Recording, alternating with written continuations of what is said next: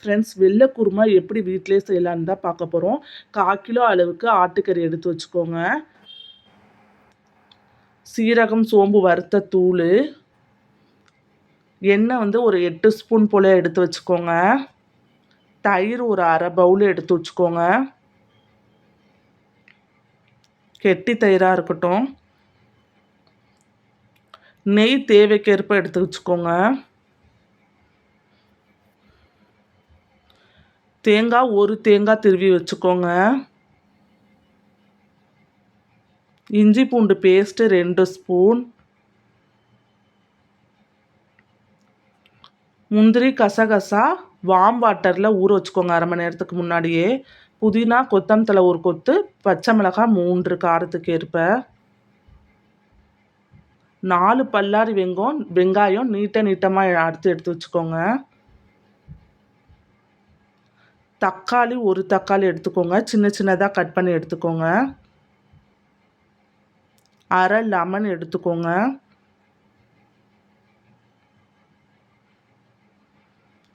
தாளிப்பதற்கேற்ப பட்டை, கிராம்பு, ஏலக்காய் எடுத்து வச்சுக்கோங்க. அடுப்பில் குக்கரை வச்சுக்கோங்க. எண்ணெய் ஊற்றிக்கோங்க. 8 ஸ்பூன் போல் எண்ணெய் ஊற்றிக்கோங்க. தாளிப்பதற்கேற்ப பட்டை, கிராம்பு, ஏலக்காய் போட்டுக்கோங்க.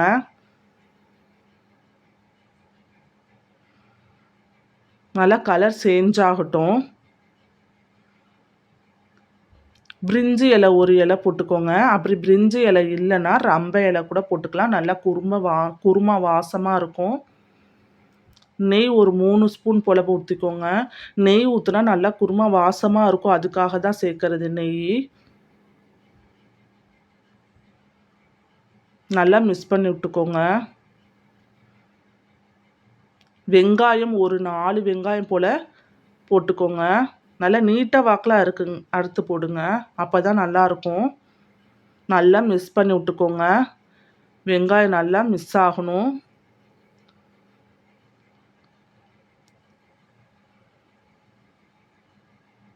வெங்காயம் 75% நம்மளுக்கு வதக்குனா போதும். இஞ்சி பூண்டு பேஸ்ட் போட்டுக்கோங்க 2 ஸ்பூன். நல்லா மிக்ஸ் பண்ணி விட்டுக்கோங்க.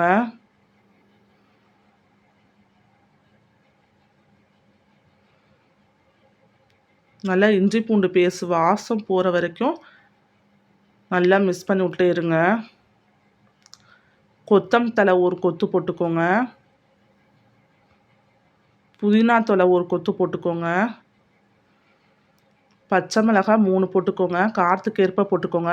குருமாக்கு பச்சை மிளகாய் இதுதான் காரத்துக்கு. வேறு எதுவுமே நம்ம சேர்க்க போகிறதில்ல. பச்சை மிளகாய் தான் குருமாக்கு காரத்துக்கே. தக்காளி ஒரு தக்காளி போட்டுக்கோங்க.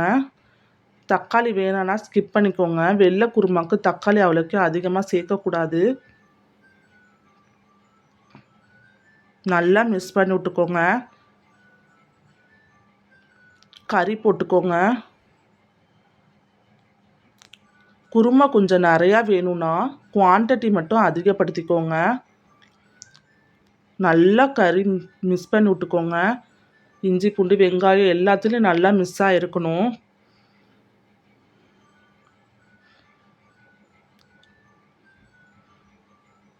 தயிர் போட்டுக்கோங்க. நல்லா கெட்டி தயிராக புளிப்பு இல்லாத தயிராக போட்டுக்கோங்க. நல்லா மிக்ஸ் பண்ணி விட்டுக்கோங்க தயிர் போட்டுட்டு.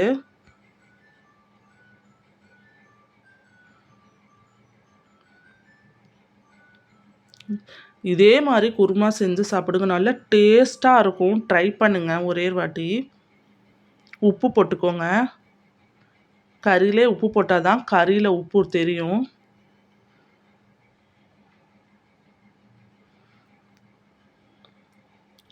இந்த பொடி போட்டுக்கோங்க. இது என்ன பொடினா சீரகம் 1/2 ஸ்பூன், சோம்பு 1/2 ஸ்பூன், முழு மல்லி வறுத்தது வந்து போட்டுக்கோங்க.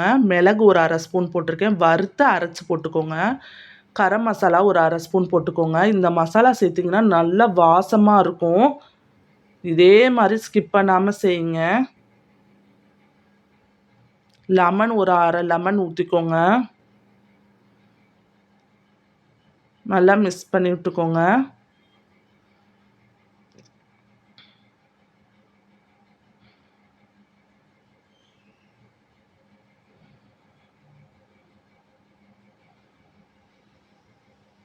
1 டம்ளர் போல் தண்ணி ஊற்றிக்கோங்க. ரொம்ப தண்ணி ஊற்ற வேணாம். நல்லா மிக்ஸ் பண்ணி விட்டுக்கோங்க.